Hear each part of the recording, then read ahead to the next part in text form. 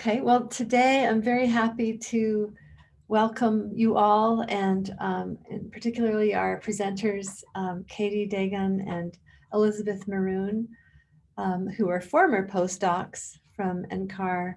And they're going to each take a few minutes to talk about their background and their research statement. And if you just got the email from me that I sent out a few days ago, that has a copy of each of their research statements in it that you can also refer to. That should have arrived about 20 minutes ago. So let's see, Katie, do you want to go ahead? Go first? Sure, yeah, and I don't have any slides, but that's fine. I just, thanks Val for sending some kind of discussion pointers that maybe we can start from. And yeah, if you have my research statement, I'll kind of refer to that throughout. So yeah, thanks for having me, everybody. I know it's a really tough time right now, and I also just wanted to say that like these things are really hard to write, especially if you haven't written one before, but once you write one, it gets a lot easier to adapt it. So it was intimidating for me to get started on it. But yeah, we can talk about some places you might start from. And feel free to interrupt me with questions or put anything in the chat. So Val kind of asked us to talk about our backgrounds. So I was an ASP postdoc at NCAR from 2017 to 2019. I really started applying for jobs in my second year of my postdoc, though I did apply for one tenure track job my first year of my postdoc, and that was a really good experience. I did a video interview, but I didn't get further than that. So it also kind of prompted me to get going on writing some of these statements earlier, but I definitely started applying more in earnest in my second year. So that would have been the fall of 2018. And so usually the job postings start popping up in the fall, maybe late summer, and then like sort of continuing into the early part of the year. And so I was sort of applying for jobs in the fall, interviewing kind of winter, spring 2019. And then I had a tough decision to make, and I decided to stay at NCAR. I decided that kind of late spring 2019, and I transitioned to project scientist in CGD in summer 2019. So that's kind of my background.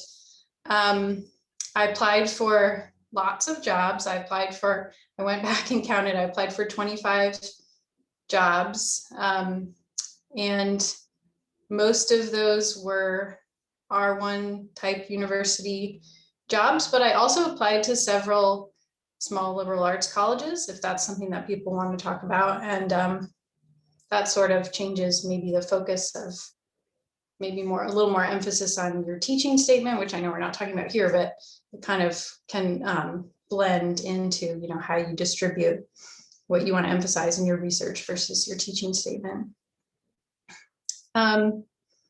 So all of those jobs required some form of a research statement, usually a separate statement where you would also then supply a teaching statement, and more places are asking for a DEI statement, diversity, equity, inclusion statement. So a lot of them, it was like 3 separate things and a cover letter and a CV. But some of them did combine research and teaching into a single statement, and those were more likely to be the liberal arts colleges. So we can talk about that. I mean, that's just maybe a different emphasis in terms of bringing in more of your teaching interests and things like that. So my research statement, I tried to, because as I said, it was really hard to get started on it. I tried to draw from other pieces of writing that I had already done, like postdoc applications, fellowship or funding applications during my PhD, like anything kind of structured to get going, because it can be kind of intimidating to know where to start. I think the general guidance is 2 to 3 pages. Mine is definitely on the longer side, I guess. I didn't feel like that was an issue, but yeah, I don't think you want to go any longer than that. I think in all the examples, you'll see that we try to like make very clear like sections or headers or bolding, you know, different things like that throughout so that it's clear like how you're organizing it. You should definitely put your name on every page. I mean, I've heard this from committees, like they have so many documents that they're trying to keep track of for everyone. So it's useful to have your name on every page and just be consistent like with the format across everything that you submit, you know, so I kind of use the same header format for all of my documents. I think that outline is somewhat flexible. I also, another thing that helped me get started was I got examples from people who had done this before, right? So I kind of went a little bit based on some of those examples that I saw and then just adapted it. So I have an overview paragraph at the beginning, and then I kind of start with my past work, so my PhD work or my current work, which is my postdoc work at the time. I think it's important to include citations, like cite your work. And it's okay if it's in review or it's not final yet, because just show people what you're working on, you know. So that kind of takes up the first page, and then the second page is the future directions. And I think this is okay to be general. Your audience might be very broad that you're talking to. So I applied to lots of different types of departments, and some of them were really broad. And so it's not people that are going to necessarily know your specialty. So it's okay to kind of, you know, not dive too deep and just talk about what you're excited about, because that really comes through. Like if you're excited about something, just like if you're giving a talk. And then the last part is kind of the part where I would do more specific institution specific things, so collaborations and funding. And the example that I sent is a very general one, so it doesn't really have like specific information in it, but you know, what I really liked doing was both mentioning specific people in the department that I was applying to. So kind of in that first paragraph of the collaborations and funding section is where I would mention specific people and how their research relates to my research. Possibly other names of other departments. Like for example, if I was applying to an atmospheric science department, but there was also a geology department, like that would make sense for me to include that, you know, computer science department, whatever it is for your case. And then the funding sources. So I mentioned a bunch of like external funding sources, but I would also try to look and see if there were like internal institution specific funding sources, both for me and also for potential students. Or like, are there offices that help with funding? So I would add kind of that institution specific information at the end. And speaking of students, I think it's great if you can mention possibilities for student research projects throughout. And it doesn't have to be in every paragraph, but if you're writing something like, this is an idea I have for something I want to work on, oh, by the way, it would make a great student research project as well. I think that's important, and it kind of helps you make a consistent message across your whole application. Like if you have a teaching statement as well, sort of how you're bringing in students to your research is important. And also highlighting interdisciplinary work is something that I particularly tried to focus on. And again, keep it broad. Like, what's your motivation? Like, why is your work important? Because that's what people will respond to. And then the last thing I wanted to say is just get feedback. Get feedback from whoever you're comfortable asking for feedback. It could be your postdoc advisor, it could be your PhD advisor, it could be your peers who are also going through this. I definitely got feedback. People who had applied recently, and looking at examples is great. And workshops like this are great. So I think that's all I wanted to say for now. Happy to have questions, or if you want to let Liz go. Okay, well, thank you so much. That was really full of a lot of really good information, and thanks for telling us about your story, you know, like your background of where you were applying and so on. Thank you. I'm sure there will be questions. Before we introduce Elizabeth, I just wanted to introduce Anna Lena Deffenmeyer, who is my co-host today, and she is going to take over the reins and go from here. So Anna. Thanks, Val. Yeah, we don't need to spend a lot of time. Let's just let Elizabeth talk maybe, and maybe you can share what your lessons are from your research statements. Sure, thanks. I put together just like 2 little quick slides of, you know, little tips. Can you see those, I'm assuming, right now? Yes, thanks. Cool. I do this every day now for teaching, so I'm very good at Zooming. Yeah, so I'm Liz Maroon, or Elizabeth, whatever you remember is fine. I did a pretty good chameleon act when I was in Boulder. I got to Boulder in 2016 as a series postdoc, so I wasn't actually at NCAR most of the time. So I was in the same program as Nicholas I worked with Jen Kay and Chris Karnaskis. But when you're in the ATOC building as a series postdoc, there's really very few other postdocs in ATOC. So I started hanging out with the ASP postdocs and the rest of the NCAR postdocs because that's where my husband was. He was an ASP postdoc, and I made friends very quickly with everyone over at NCAR. So these people started thinking I was there. After my time as a postdoc, though, I did join NCAR. I was a project scientist in the oceanography section in CGD for a little bit. So I didn't apply to too many faculty positions because I was very happy as a project scientist at NCAR. I applied to maybe 6 or 7 that were particularly good fits, or times when somebody asked me to apply, which is if you're somebody who is slightly less represented in typical pools, you may get asked to apply. And as a woman, I kind of fit that sometimes. So sometimes these kind of things happen also. So I applied to six jobs.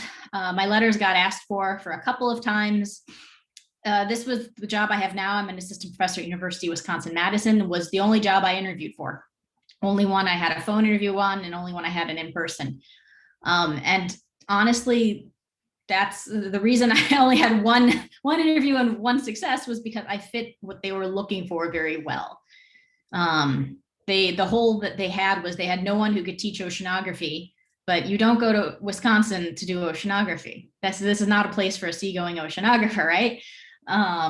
So they wanted somebody who they thought was going to be a good fit in with a primarily meteorology, remote sensing, synoptic type department. And as somebody who's been playing along with the WX Challenge and doing forecasting contests, I fit that hole very well. I could fit the teaching hole while also being a part of the department. So they thought I was a good fit. And so I think that's my first tip, is when you are reading the ad, go through and like highlight the specifics they're looking for, and maximize all of the traits that you have from your research, your way of thinking, as honestly as possible, and highlight those in your research statement. Don't oversell it. People can tell, but also, you know, the more you fit, the more likely you're going to make it to the next rounds. And you don't necessarily know what exactly they're looking for. You have a couple of hints. And if you can get yourself in the door, then maybe the fit matters less, maybe it matters more, but that's what you want. You want to get to the point where they're going to get to know you in person or over a phone. And the best way to do that is to fit the call as best you can. That doesn't necessarily work if it's a totally open call. And you'll see some institutions have calls like that where they're looking for any kind of geoscientist. And that's just totally open. You don't necessarily have much luck with those kind of calls because they're going to get 200 to 400 type of applications.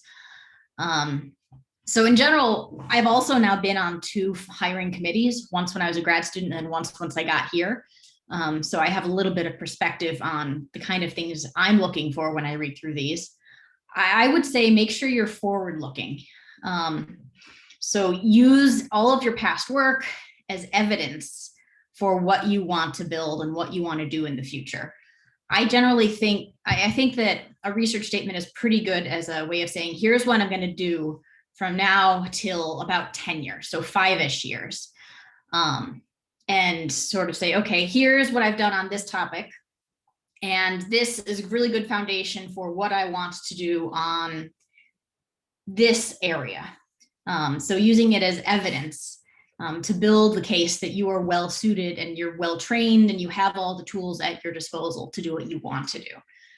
But I think while your research statement should be tailored sort of to the 5-ish years in the future, I think it's really important also to take some time now, especially as you're a postdoc. If you're at the end of grad school, that's probably a little bit early, but once you're in your postdoc years, really reflect on where you're going with your career and what you want to do. I went to a workshop at a school that where their atmospheric science program was in with engineering, and the workshop was on how to apply to these kind of jobs. And because it was an engineering school, they had a very different perspective on things. The advice they were giving us was very broad looking. What world problems do you want to solve? You know, engineers are very much more about solving problems. And they really had this, they said the advice is, you know, map out your entire career as best you can as a postdoc right now. I mean, there's only so much you can do, but really think about how you want your career to matter and where you want to be. And, you know, I hadn't thought about those lines. So I really took some time to sit there and think, okay, what skills do I have? Where am I going? What is the best way that I can use the knowledge, the domain knowledge, the tools at my disposal to really understand, to really maybe help the world in some way. And that really helped me focus and kind of change directions a little bit while I was in Boulder. And I'm very happy with the directions I'm taking now. And it's sort of a, you know, we've got one career and I'm still very much the beginning of it. And it's, you know, just it's a broader conversation to have yourself. What is going to make you happy and feel like you've had a fulfilling career? So don't, you know, just at the beginning is a great time to think about these things and to plan. And I think the spirit of going through that now will infuse into a research document. So that's kind of my advice. Where do you want to be in 30 years to have really made a difference with your career? And then a couple of more specifics. I was on a hiring committee last year.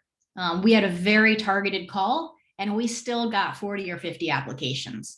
And after the admin went through and tossed the applications that were totally irrelevant, like people applying with, you know, biology packages for what we had was a physical science polar call. They tossed all the totally irrelevant ones. I still had 30 or 40 to read, and I read every single one.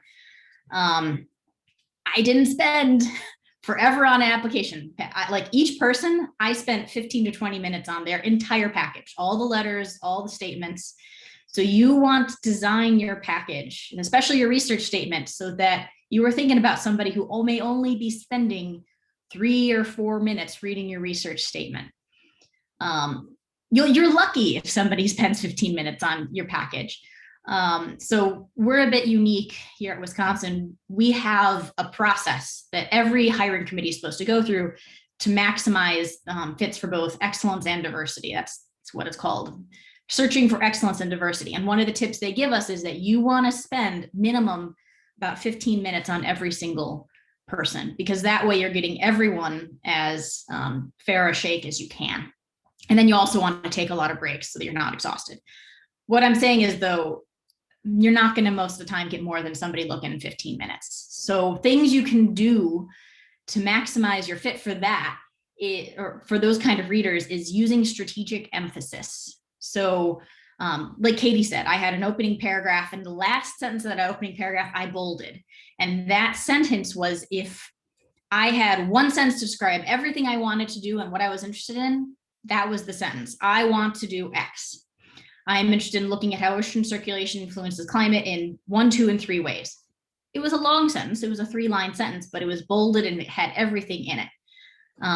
So those are the kind of sentences you want to make sure they see, because that's just, they're only going to catch certain things. And so and again, getting back to that idea of fit, making sure that the sentences you bold also have some relevance to the call and what you think they're looking for.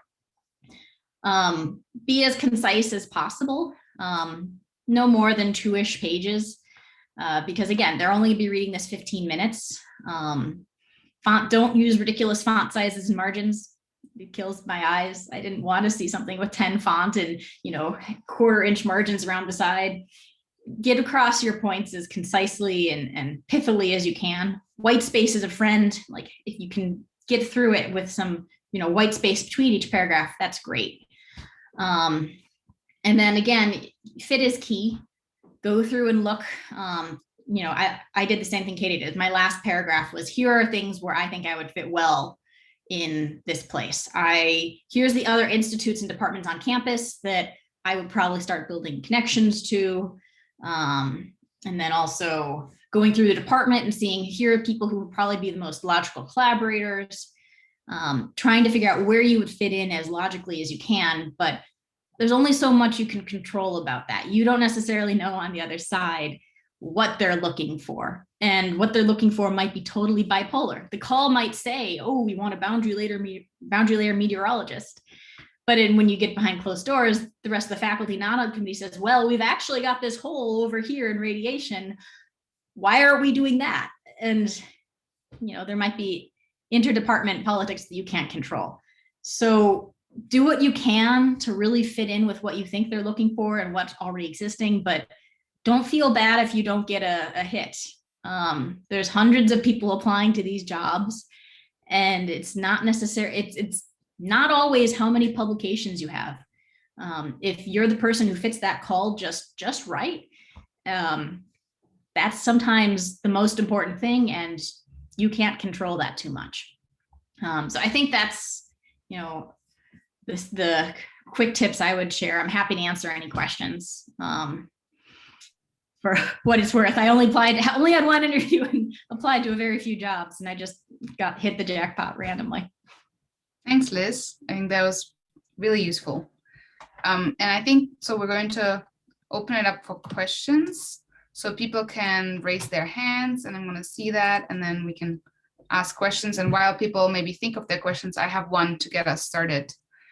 So both of you mentioned identifying collaborators in the department where you would like to work. And I was wondering, do you contact these people beforehand, or whether, they're interested in collaboration, or just so that they've heard of you before?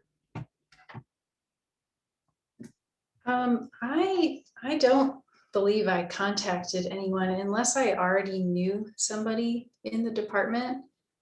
And I might have done that in a few cases where I knew someone who already worked in that department. I see that you have a job ad posted. That person might not be on the search committee, but even if they aren't, they could provide some insight, like what Liz was saying about what they're really looking for, like, which is usually in the job ad, but it can be hard to kind of isolate those key pieces of information that you can then tailor your application to. But yeah, I don't remember really contacting anyone else unless I had like a previous relationship with them. What do you think, Liz? I didn't contact anyone. I could have, I guess. I knew a few people here very vaguely, but I wasn't, this wasn't exactly the perfect position for me that I thought. So I was very happy at NCAR and thought, okay, I'll just, I'll give this a shot and see what happens. So I wasn't as gung-ho about it, like, oh, this is perfect. So I think maybe if I had seen that absolutely perfect position, I would have contacted someone to try to get my name in their, what do they call it in psychology, familiarity bias. Those which you are familiar with, you deem a little better. Thanks. I think it's also really interesting to know that apparently it's not necessary to have talked to the people that you identify as future collaborators. Yeah. As long as you identify them correctly as fitting in with your work. And So I think that's useful to know. Thank you. Having a look on the participants, and I so far don't see any raised hands. So I'm just gonna go ahead. So I'm sure you both have something to say about this, but I'm just gonna ask Liz specifically because you talked a lot about the 5+ year outlook and the forward. And I really liked how you said that we should use our past research as sort of evidence that we can build forward. Can you maybe, I mean, assuming everyone might not be intimately familiar with your research, maybe elaborate or give an example of that a little bit? Sure. So I've taken quite a few left turns. My research in grad school was, I started out in large scale tropical dynamics. I did a lot of energetic budget type stuff looking at the ITCZ. I didn't find that particularly fulfilling. So during grad school, I switched more to looking at ocean circulation. So Atlantic radial overturning circulation. The two are connected. So it was a very natural switch at the time, even though it doesn't sound like it. So those were where I had all my publications for, even when I was applying to jobs, even though I'd made this switch towards more physical oceanography type things. But there's skills associated with each of those past projects. So you can say, okay, I've done idealized modeling on this type of topic, and that will build towards other climate modeling projects that I might want to do in the future. So you can cite your dissertation. That's totally valid. So my dissertation had a lot of the other work related to, I guess, one of the things I was looking at is how do the Rocky Mountains influence ocean circulation? So you can say, okay, this is a piece of evidence. I've got background in large scale coupled climate models, looking at what they do to the ocean circulation. I can use different types of budgets. So freshwater and heat budgets in the ocean. You can use those as different types of tools to look at other problems. And then, as Katie said, I kept it kind of general when I was thinking about what are my future directions.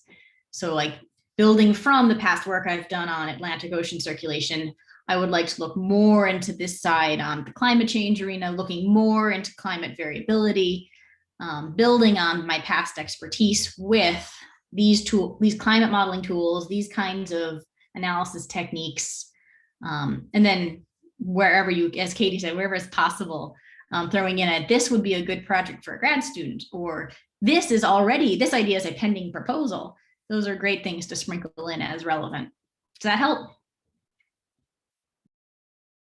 Yes, that helps. Thank you. That's really great. And by now we have questions coming in. So the first one that I saw was a question in the chat.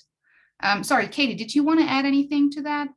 No, I think we can get to some of these questions. We can always circle back. Yeah. Thanks. So Shubi says, hi, thanks for your talks. Should we mention future collaborations that could be outside of the Institute? Yeah, I guess if you mean like outside of well, I guess that could be a couple different things. Like I did mention people outside of the specific department not people, more like departments that I think I could build collaborations with outside of the specific department that I might be applying to. And then also like if there were broad kind of university-wide institutes, like if they have a center for the environment or like a center for climate interdisciplinary work, like that's could be very related to what I do. So mentioning things like that. If it's about outside of the university, I didn't really mention things outside of the university except to talk about funding like external funding sources. But I mean, I guess going off of what Liz said about if there's proposals that you have in the works, that might be with people outside of the university that you're applying to, but that is still okay, good to mention that kind of stuff in the works. Thanks, Katie. I'll give Liz a second to see if she wants to add anything. No, that's pretty much it. Yeah, I think the only thing I might have mentioned that was outside the university was local organizations that do climate change related thing. I think I may or may not have mentioned Wiki, which is a Wisconsin initiative for climate change that the state government, it's a partnership between the university and the state government. I may have mentioned that, but no, not much to add. Thanks. And then Robert had his hand raised. Sure. Hopefully you can hear me. Hopefully I unmuted correctly. Thanks. So yeah, both of you said it kind of in your statements different ways, and in your written statements too, it came through, I think, that your like future plans were very like kind of big picture and not like detailed like a research proposal might be. So I'm just wondering how you view balancing that you kind of have a clear plan and like can accomplish things. Is that like exhibited more through your previous work? Is that kind of the way to do that? But kind of you have this kind of big vision, or how do you balance those two things? I don't know if that was an eloquently worded question, but hopefully. That's a great question. Yeah. And I kind of like what you said, where you can be more detailed and specific about your past work, and you can show what you worked on and very specifically, you know, what you found, but then how that is leading you to ask these other questions, which you can talk about in your future work. And again, I just think it is really distinct from a proposal in that you're not trying to get really specific, and you're trying to both, like Liz said, tailor to the job. So what are they looking for and how can you fill that? But also, you know, the audience of people that are going to be reading this are not necessarily experts in your field. So you want to emphasize like what you do a little bit more broadly, and why it's important, both like why it's important to the world, but like why it's important to you. So that, yeah, that's kind of my take on that. It is quite distinct from a research proposal. Yeah, I agree. I think there's ways to get at clear directions in a pithy, quick way that is very distinct from a research proposal. And I think it's really important to tailor to your audience. If you're applying to a general geoscience department, going through the specifics of any one thing, you're going to lose them. You're going to lose the reader pretty quickly. So I would keep it into like, you know, very broad, but, you know, things that make sense based on what you've done before. Don't write a research. Don't write a proposal with too much detail. Thanks. Thanks. And then there's another question that says, I see that you included a part for funding. Is it important to have a funding record as a PI in the past? And then maybe you can answer that from your own, like writing a research proposal statement, but maybe also from the search committee, and maybe even any feedback that you might have gotten on this. Sure. I think it depends on where you're at in your career. If you're a postdoc, we don't expect that you are necessarily been a PI yet. So if you've submitted a proposal and you're a postdoc, that's great. That shows that you're already thinking ahead, and that you're on it. If you're somebody who's a little further along, if you've gone through 1 or 2 postdocs, or you're now in a more permanent project scientist position or something else like that, the expectation's higher. We expect that you will have gotten, or at least been applying to things. Either way, if it's a good exercise in a postdoc year to go through and write a proposal, just so you know how those work, because that is what I do a lot of now. Think of this whole research statement as a business plan. Here's what we want to do. Here's how we want to fund it. So I think it shows that you know how the game is played, that you're starting up a little mini research business.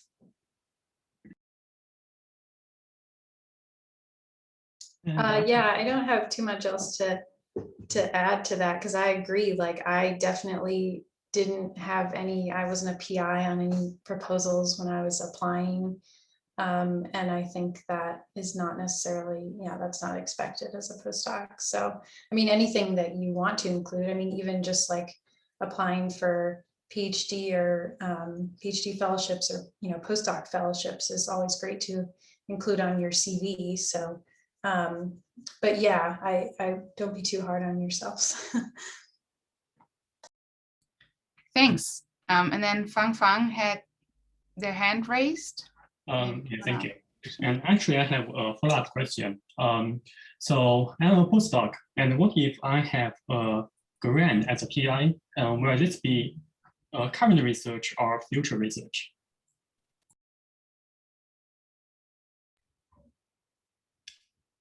Are you working on it already?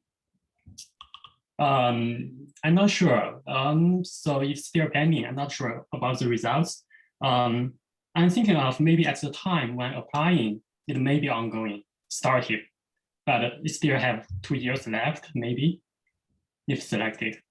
I would probably put that in the middle. So I would talk about stuff in the past as evidence first, and then I would say, and currently right now we're on this direction.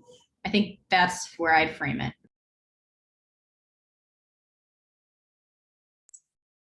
Okay, thank you. Thanks. And then Josh had a question in the chat. How does a hiring committee weigh the research statement compared to other aspects of the application? Maybe that depends on the type of institution, as Katie hinted on. Is there a rubric for weighing all aspects of an application portfolio? I'll take that one. It depends on the institution. R1 places like University of Wisconsin have different metrics for tenure than a teaching institution would. We had a rubric, but I am getting the sense that we have a slightly more, the university gives us more structure of what they expect. We don't have to follow it as the hiring committee, but there is a lot of structure for what we expect. And one of those expectations is that we have a rubric, something that they'll tell you, or they told us about, if you're trying to make sure that you're getting a diverse pool, that you want to make sure you are using that rubric as more of, do they satisfy this aspect? So one of those might be research excellence, and the other one might be teaching. And you want to say, do they satisfy this, rather than, ooh, are they the best in this? And so that'll guarantee that you get a more, for your long shortlist phase, you'll get a more diverse pool. Every institution is going to have a different kind of rubric, and you have to sort of guess what their rubric is going to be ahead of time, assuming they even have one. What we look for is, we just want to make sure somebody is going to be able to get tenure. That's kind of where we're starting from. If we're going to hire somebody, we're not going to hire them and then kick them out. We're not that kind of school. So that's kind of what our measures we're looking for.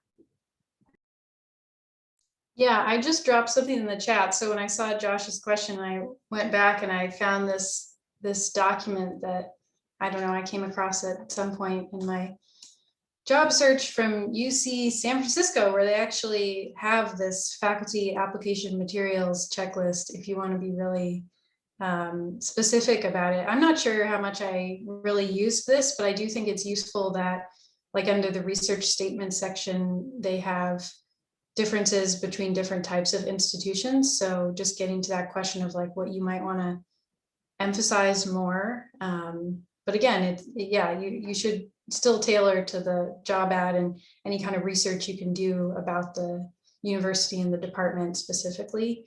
But yeah, maybe this will be helpful for just some general guidance. Thanks, both of you. That was very, very informative. And now Kamal had a question. Yeah, thank you very much for sharing your thoughts on research statements. I have a question about figures in research statement. Like, I have 2 big figures, and that makes research statement more than 3 pages. And so do you recommend removing figures and just describing only in the text and making it concise, or having figures is a good way to illustrate your work? Yeah, I did not include figures. I think it just, yeah, like you said, it's tough because then you're running out of space, and it's more, that may be more like a research proposal thing, but I don't know. It's a good question. I hadn't really thought about it. What do you think, Liz? I think if you were able to do it in a way that the figures were perfectly tailored for the future directions or the kind of things you're thinking about, it could be. The search we did last year, I remember one of the research statements was beautiful. It was like designed, it had great fonts, it had some little simple schematics. And it was really cool. It was clear, it was concise, and it was also really well designed. We didn't end up asking that guy for an interview though, because he didn't fit. Even it was a great research statement, and it was a very more modern one. But again, that question of fit was most important. Thanks. We have another question in the chat, Shima asks, do we need to justify a recent project, even if they are not relevant to our future research statement, or just tailor all relevant projects in our past?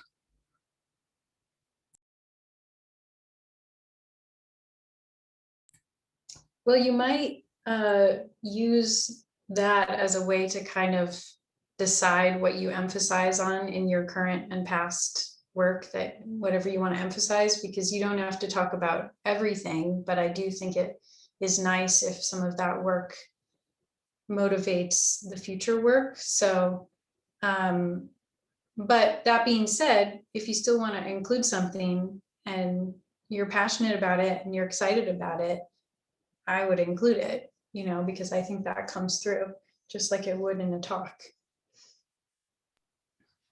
I agree. I think I would not emphasize it if it's not along the main line you're trying to, the one main thesis you're trying to get across.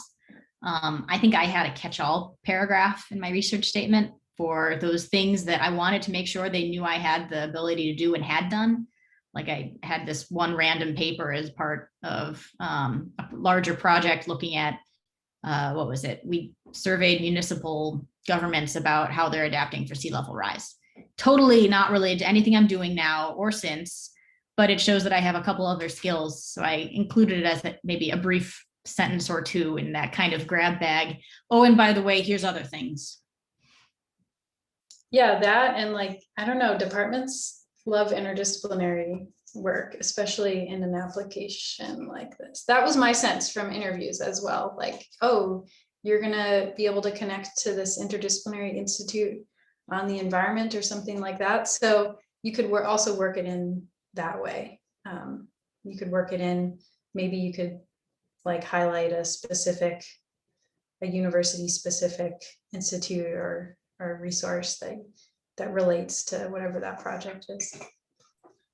So would I summarize it correctly by saying basically make everything that you've done sort of work for you and just find a place to put it so that it sounds like, so that it shows or showcases your skills and the experiences you have? Yeah, that sounds like a great way of saying it. Okay, thank you. And I think so Val had a question sort of in the beginning that I think would be great to follow up on now. And she said, can you talk about how you figured out what appealed to you in making your career feel meaningful and rewarding? Maybe you can talk about this in the sense of writing the research statement and how do we figure out, you know, what is it that we want to do in our career? Sure, I'll start with that.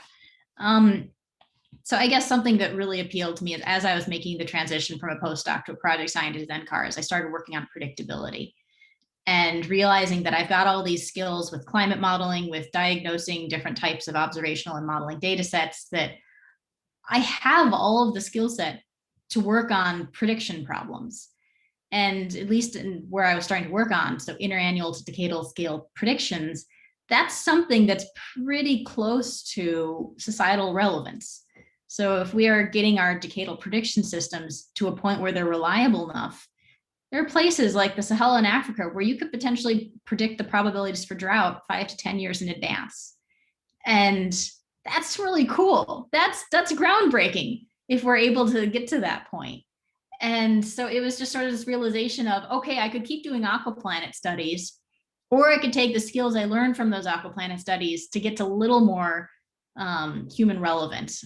I'm not giving up the aquaplanets. I'll go back to that eventually, but it feels like my contributing to that larger community effort is something that'll have greater real world applicability and hopefully make a difference more than I could just working on aquaplanets and more fundamental basic research.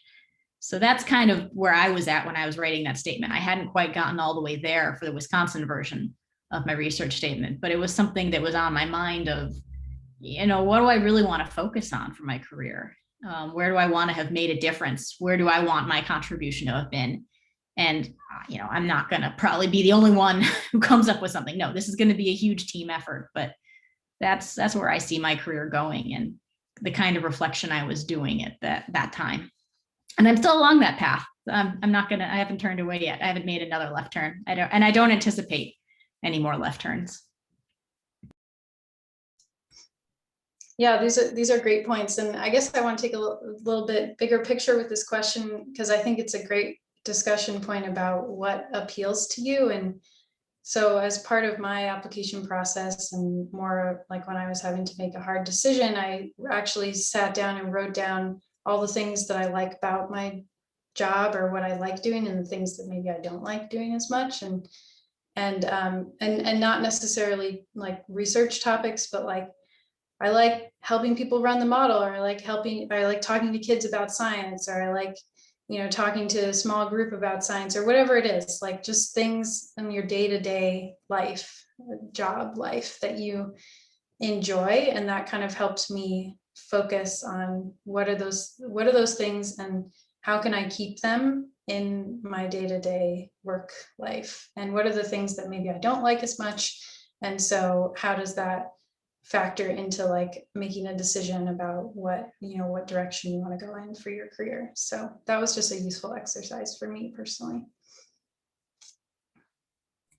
Thanks, that sounds great. I hope everyone wrote that down as an action point before reviewing or writing your research statement, that you should just consider what do you like doing in your daily work, and then work that in. I think that was really great. And Liz, yeah, so you brought us on to where you reflected on that you thought it was important to get into a more societal relevant sort of field or work. And so Val had a message and question in the chat that says the point about making the work societally relevant and applied is very important, and to show why your work is important and why is it needed. Oh, I think that's okay, sorry, I understood that as a question, but I think those were prompts for us to consider while writing a research statement. So, well, I said those out loud. Okay, I'm currently not seeing any other questions, so I can get one of mine in. So I was wondering, once you've written your research statement and what you'd like to do, and you're likely also maybe working something in that's like future work that you haven't started yet, I was wondering, how much are you held to it? How much do you think, or how much would you hold a candidate to it if now they want to take a left turn again? So I'm still kind of on the path I said I was going to be on. I'm actually writing proposals in exactly kind of those areas. I think as long as it depends on like, if it's a very general call, they're not going to care. They're looking for whatever they deem to be excellence or whatever. For where I'm at, they needed somebody, it was a teaching hole. So as long as I'm still able to say, sure, I'll teach oceanography, that's what matters. And research wise, they like to have somebody working on oceanography too. It technically is an atmospheric and oceanic sciences department, even though right now I'm the only O in the AOS. But I don't think they're going to hold me too much on the specifics, as long as I'm kind of still in that broad general area that I would be. Thanks. And we have another question in the chat from Josh. Regarding research statements, is it important to have both applied and basic foundational research? In your experience, does a hiring committee value one over another? I'll start and then Katie can jump in. Depends on the department. Depends on what kind of school you're applying to. Depends on who's on the committee even. And you won't know that. So I would just be true to yourself. Wherever you see your passion being, and what, if it's basic or applied research, that's most important, because you got to be happy with what you're doing. Yeah, that's a great point. Like you're sensing, I think a lot of you are sensing this theme of like, yes, you want to tailor your application to fit this department and this job, but then there's only so much you can do, because you have to be true to yourself, like Liz said. So it'll be right when it's right. Like the fit has to be right on both sides. Like you don't want to be, trying to force yourself into a particular area or type of research or whatever it is, just because of what it appears they want, because then you probably won't be as happy working in that position. So I know it's not a very satisfying answer, and this is such a stressful process, and I just want to acknowledge that. But yeah, I think it's best to be true to yourself. Thanks. We have another question in the chat. Should we wait for job ads from departments and universities, or is it okay to reach out to prospective departments to ask if they're hiring? And is it a good idea to give talks in the department colloquium seminar you are going to apply to? Ooh, so I think that you probably would want to wait for a job ad. That would be my take on that. Again, you know, if you have a relationship with somebody in the department, you could maybe get a sense of who is thinking about hiring, but I think it's best to wait for job ads. Giving talks is always a great idea, but just logistically, it may not work out that you could give a talk in the department that you're applying to, just like, you know, timeline wise, but if you interview, you will give a talk. So, so yeah, I don't know. Do you have anything to add, Liz? I agree. I would use your networks to just always have a sort of idea of, okay, I've heard a rumor that X school is going to be hiring or Y school is going to be hiring in the next 2 or 3 years, but I wouldn't reach out and deliberately ask. That's a little dangerous. And yeah, as Katie said, it's always a great idea to go out and give talks, especially if you know someone there and you can just say, hey, I'm going to be in town. Can I give a talk? And I mean, the reason you might be in town would be give that talk, but they don't need to know that. So use your networks where you can to get your voice out there so that people know you exist. Again, familiarity bias, use it in your favor. It's a bit dangerous though, if you've applied to a place and you give a seminar in that intermediate period before they've made their decisions on their long and short list, because then you tie yourself down very clearly. If you didn't give the best seminar, they will then judge that as an additional piece of information when they're trying to figure out who to put on their short list. And I think it would be better to wait to see if you get on that long or short list before trying to do anything like that, just because it's a little, especially when you're at a postdoc stage, the young shininess factor hasn't worn off yet. The unknown that you bring to this, the excitement you bring to this, there aren't necessarily as many facts they can make their decision on. And as a postdoc, you can play this to your favor. So I think that's where I would fall on that. Thanks. So we're coming up on the hour and I'm currently not seeing other questions. So I was thinking maybe Liz and Katie, you could give sort of a short summary of the nuggets that we all need to think about while we prepare our research statements for the feedback workshop that's happening in 2 weeks. Just drop that in there. Okay. Yeah, so I think a lot of what we talked about has to do with, you've got to do some work on your end in terms of some detective work, like Val said. So really study the job ad, study the department, the institute, the university, and have all that sort of background information in your head. But then also really think about what you're passionate about and how you can work that excitement into your future research directions. Yeah, maybe I'll just leave it at that. Thanks, Katie. Sorry for dropping you guys in there. I think if you repeat something we've said before, that's totally fine. In my case, I remember better if I heard it 3 times. So I'll start with a repetition. The first time through your research statement, it'll be okay. But each time you iterate through for a new job ad and you tailor it in a different direction, you tailor it another direction, it's going to improve. The language will get tired, it'll get more concise. You'll start realizing which details aren't as important. So iterate, just like with a paper. The more you go through it, the better it'll get. The Wisconsin version that you guys have, I think, was somewhere in the middle. It wasn't the last version that I wrote of a research statement. The last one was even, I thought was tighter. I was finally happy with it. The Wisconsin version, I'm mostly happy with. So I think that's, revision is a good thing. And also just reflect on where you're at with your career right now. Reflect on where you want to be in 5, 10, 30 years. Really figure out what is important to you and why you're in this game in the first place. And I think, just having those kind of conversations with yourself often is important in general, regardless of whether it's for a research statement.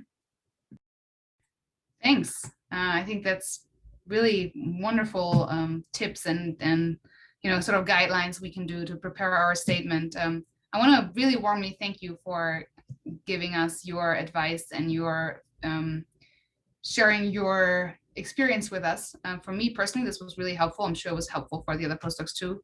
And I'm just going to check in with Val if she wants to say anything in the end before we close. No, I just also want to say that was super, super interesting and helpful. I'm glad we recorded this, and you really packed in a lot of excellent advice, and it was quite encouraging as well. So thank you so much. And I'm sure everybody, if you could hear them clap, would be clapping right now. So Thanks, everybody. thanks. Yes, and stay tuned for a notice about the next workshop in 2 weeks. So get writing on your research statements. Just pick a job ad that appeals to you the most, past one, a current one, and try to write a research statement or improve one that you have. So we can help you give feedback on it and give it to each other and get to see each other's statements. So, and Val, can you quickly mention the recording, how people could access the recording in the future? Sure. So I just want to, I'll basically sort of edit a little bit of off the end of the beginning, or at the beginning, and then upload it to YouTube and then share a link with you. So I'll send that out to the people who participated today. Okay, thanks again, everyone, and especially the panelists, and yeah, have a great day. Bye. Bye. Thank you.